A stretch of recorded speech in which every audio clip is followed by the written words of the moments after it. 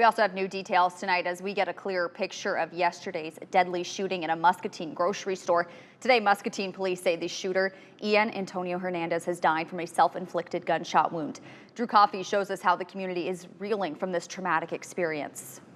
The Hy-Vee right behind me here in Muscatine has reopened its doors less than a day after a fatal shooting right in the store, leaving local shoppers to become witnesses to a crime scene. A Hy-Vee full of high school students, families, children. Officers responded to multiple gunshots inside the store Monday afternoon, where they found 37-year-old Callista Hallberg already dead.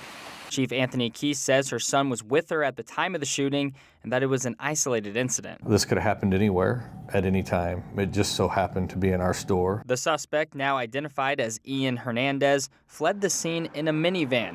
When officers later found the car, they found Hernandez with a self-inflicted gunshot wound to the head, an injury he later died from. Investigators say the shooting originated from an ongoing domestic dispute between Hallberg and Hernandez. She had been trying to get away from him for more than a dozen years, according to her current boyfriend, going so far as to get a no-contact order from the courts. You hear that and you start to kind of ask yourself questions. Emily Harvey works for the Muscatine Center for Social Action and works with victims of domestic violence. She says the warning sign of domestic abuse can be hard to detect. They're not problems that you see at the surface. They're not things that you're going to see in the community when you're meeting with your neighbors, when you're shopping for groceries. You don't get much more extreme than what you had take place at Hy-Vee. And after such a public tragedy, leaves a community working to heal. We are here to make sure we put as much back into this community as we can so they feel safe and secure to continue to work and continue to go to the different places in town to include Hy-Vee.